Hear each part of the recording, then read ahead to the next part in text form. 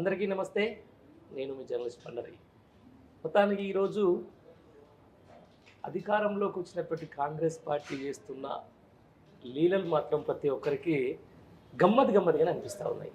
ఎలక్షన్లకు ముందు ఒక మాట, ఎలక్షన్ల తర్వాత ఇంకొక మాట. ఏదైతే అప్పుడు ఎల్ఆర్ఎస్ రద్దు చేయాలని చెప్పేసి కోర్టుల్లో కేసులు వేసిన వాళ్ళు ఈరోజు మంత్రులు అయ్యారు. వద్దని కొట్లాడిన వాళ్ళు ఈరోజు ముఖ్యమంత్రులు అయ్యారు. అసలు ఎల్ఆర్ఎస్ కట్టొద్దని చెప్పేసి ఈరోజు అన్న వాళ్ళు ఎమ్మెల్యేలు. కానీ అధికారంలోకి వచ్చి 8 నెలలు అవుతా ఉంది. ఈ 8 నెలల్లో కనీసం ఎల్ఆర్ఎస్ మాటను పక్కన పెట్టగా అప్పుడున్న ధరణిని తీసుకొచ్చి భూమాతగా మార్చారు. దీంతో అసలు అది భూమాత భూమేత దీంతో మనతో మాట్లాడేందుకు తెలంగాణ రియాల్టర్ సంఘం అసోసియేషన్ ప్రెసిడెంట్, అలాగే ప్రముఖ సామాజికవేత్త నారగొండ ప్రవీణ్ గారు మనతో ఉన్నారు. ఆయన మరిన్ని విషయాలు తెలుసుకున్నాం. ఎందుకంటే ఆయన కొద్ది సంవత్సరాలుగా ఈ ఎల్ఆర్ఎస్ సంబంధించిన ఆయన మాట్లాడే ప్రయత్నం చేస్తూ ఉన్నారు. నమస్తే. నమస్తేనా. ఏదైనా పరిస్థితి మొత్తం మళ్ళా ఇంకా మీ కొట్లాడ నడుస్తూనే ఉంటా ఈ ఎల్ఆర్ఎస్ రద్దు కోసం?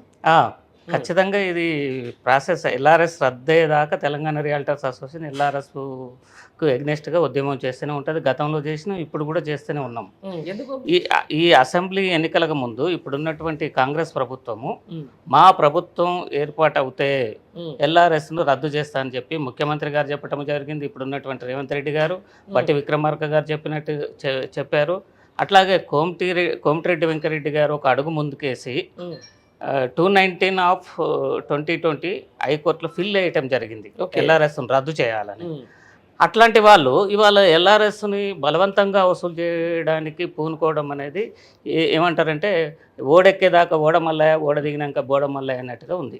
అంటే ప్రజలకు వీళ్ళు టోపీ పెట్టడానికి సిద్ధమయ్యారు, ప్రజల మీద భారం వేయడానికి సిద్ధమయ్యారు. ఎల్ఆర్ఎస్ అనేది అది లక్షలలో ఉంటుంది. ఒక 100 గజాలు ఉన్నటువంటి వ్యక్తికి 1 లక్ష రూపాయలు ఎల్ఆర్ఎస్ కట్టాల్సి వస్తుంది. ఓ 200 గజాలు ఉన్నోడికి 1 లక్ష రూపాయల నుంచి 3-4 లక్షలు కట్టాల్సినటువంటి పరిస్థితి ఉంది. ఈ ప్రభుత్వం ఇంకా మార్కెట్ వాల్యూ కూడా పెంచుతానని చెప్తుంది. మార్కెట్ వాల్యూ పెంచితే రిజిస్ట్రేషన్ ఛార్జెస్ పెరుగుతాయి, ఎల్ఆర్ఎస్ ఛార్జెస్ పెరుగుతాయి. ఇది ప్రజల్లో మోయలేనటువంటి బర్డెన్గా మారిపోతుంది. కాబట్టి మేమేం చెప్తున్నామంటే, ఒకవేళ ఎల్ఆర్ఎస్ మీరు రద్దు చేయాలి, మీరు మాట నిలుపుకోవాలి. మాట నిలుపుకోలేనటువంటి పరిస్థితిలో మీరు ఎల్ఆర్ఎస్ తీసుకోవాలంటే ఎవరైతే ఇంటి నిర్మాణానికి పోతారో వాళ్ళ దగ్గర తీసుకోండి. లేకపోతే ఎల్ఆర్ఎస్ గజానికి 100-50 తీసుకొని ఇవ్వండి. అది సమంజసంగా ఉంటుంది, ప్రజల మీద భారం పడదు. మీరు ప్రజాపాలన అంటున్నారు, పేదరిక నిర్మూలన చేస్తానంటున్నారు, మరి చేయండి. పేదరిక నిర్మూలన చేసేటోడు 100-200 గజాలు ఉన్న దగ్గర ఎల్ఆర్ఎస్ లక్షలు ఎట్లా వసూలు చేస్తావు? తెల్ల రేషన్ కార్డు ఉన్నోడికి ఎల్ఆర్ఎస్ ఫ్రీవు, పర్మిషన్ ఫ్రీవు, రిజిస్ట్రేషన్ ఫ్రీగా చేయి. పేదరిక నిర్మూలన కదా కాంగ్రెస్ ప్రభుత్వ లక్ష్యము. కాబట్టి ఎల్ఆర్ఎస్ను రద్దు చేస్తూ, రిజిస్ట్రేషన్స్ ఫ్రీగా చేస్తూ, పర్మిషన్స్ ఫ్రీగా ఇవ్వమనండి. ఎవరు వద్దంటున్నారు? అట్లా చేస్తానని ఎలక్షన్స్కి ముందు చెప్పి అనేక వాగ్దానాలు చేసి ఎలక్షన్స్ అయిపోయిన తర్వాత, ప్రభుత్వం ఏర్పడ్డ తర్వాత, ప్రజలు నమ్మి ఓటేసిన తర్వాత, గద్దెనెక్కిన తర్వాత ఇప్పుడు మోసపూర్వకంగా ప్రజల్ని వంచటమే అవుతుంది ఇప్పుడు ఎల్ఆర్ఎస్ వసూలు చేయడం అనేది. ఇది సమంజసంగా కాదు.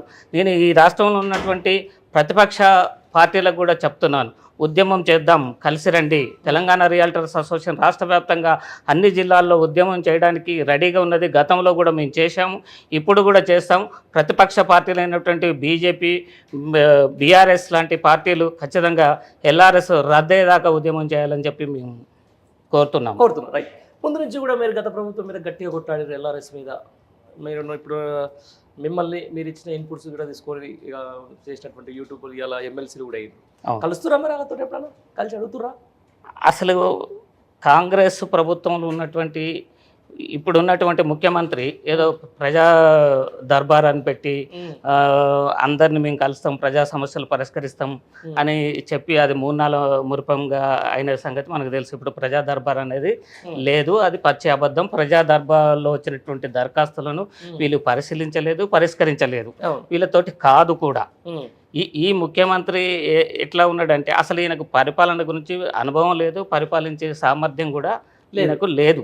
ఏదో పిచ్చోడి చేతిలో రాయైపోయింది పరిపాలన. అంతేనా? మేము ఈ ప్రభుత్వం ఏర్పడ్డ తర్వాత రెవెన్యూ మంత్రి వర్యులు పొంగులేటి శ్రీనివాసరెడ్డి గారిని మేము కలవటం జరిగింది. అయ్యా, ఎల్ఆర్ఎస్ని మీరు రద్దు చేస్తామన్నారు, రద్దు చేయండి. అట్లాగే గ్రామ పంచాయతీలలో ఒక్కసారి కూడా రిజిస్ట్రేషన్ కాని ప్లాట్లను రిజిస్ట్రేషన్ చేస్తామని చెప్పి అసెంబ్లీ ఎన్నికలకు ముందు మా కోసం మీరు ఒక ప్రత్యేక వీడియో కూడా చేసి రియల్ ఎస్టేట్ సమస్యలు రియాల్టర్ల సమస్యలు పరిష్కరిస్తామని చెప్పారు. లీగలైజ్ కూడా చేస్తానంటున్నారు రియల్ ఎస్టేట్ వ్యాపారం. ఇప్పుడు మరి ఏం చేయలేకపోతున్నారు ఏంటంటే మా దృష్టిలో ఉందన్నా మేము చేస్తామన్నా అని చెప్పటమే తప్ప ప్రభుత్వం ఏర్పడి ఇప్పుడు 8 నెలలు కావస్తున్నా కూడా రియల్ ఎస్టేట్ సమస్యల పరిష్కారం చేయలేదు, ఎల్ఆర్ఎస్ను రద్దు చేయలేదు, ఒక్కసారి కూడా రిజిస్ట్రేషన్ కానటువంటి ప్లాట్లను రిజిస్ట్రేషన్ చేయలేదు. అసలు ఇంతవరకు పాలన అంటూ మొదలు పెట్టలేదేమో అనిపిస్తుంది ఈ యొక్క మంత్రుల విషయం చూస్తే.